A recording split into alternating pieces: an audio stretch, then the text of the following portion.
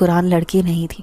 اب میں مدرسے اکیلی ہی آتی جاتی تھی کیونکہ ابو اور بھائی بھی اپنے کام میں مصروف رہتے تھے، اور پھر میرا کوئی چھوٹا کزن وغیرہ بھی نہیں تھا جس کے ساتھ میں آنے جانے کا بندوبست کر لیتی۔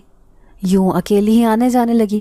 ویسے تو میرے ساتھ کوئی مسئلے مسائل نہیں تھے، لیکن ایک دن حیران رہ گئی جب میں نے اپنے پیچھے قدموں کی چاپ سنی۔ جو ہی پلٹ کر دیکھا تو وہاں کوئی بھی نہیں تھا۔ پھر میں حیران ہوئی کہ آخر مجھے یہ عجیب و غریب سے وہم کیوں محسوس ہو رہے ہیں۔ پھر ایک دن میں اسی گلی سے گزر رہی تھی جب ایک عورت نے میرا راستہ روکا۔ کہنے لگی، کیا تم حافظ قرآن بن رہی ہو؟ میں نے کہا ہاں۔ تو پھر اس نے میرا ہاتھ پکڑ کر مجھے مبارکباد دی۔ کہنے لگی، تم تو بہت خوش قسمت لڑکی ہو، چلو آؤ میں تمہیں اپنے گھر لے کر چلتی ہوں۔ میں بھلا اس انجان عورت کے ساتھ کیسے جا سکتی تھی؟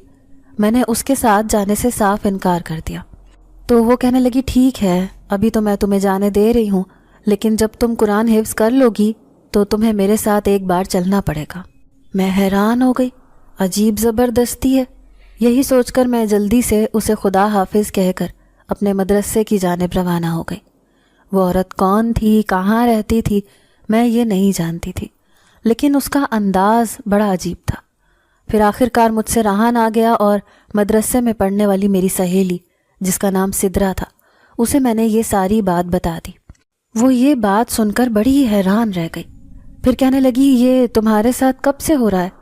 دیکھو یہ تو بہت پریشانی والی بات ہے۔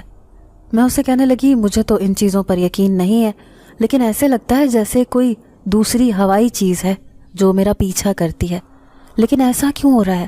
میں تو ہر وقت خدا کی عبادت کرتی رہتی ہوں، وضو بھی کیا ہوا ہوتا ہے، برائی کی طرف بھی میرا دل مائل نہیں، پھر میرے ساتھ ایسا کیوں ہو رہا ہے؟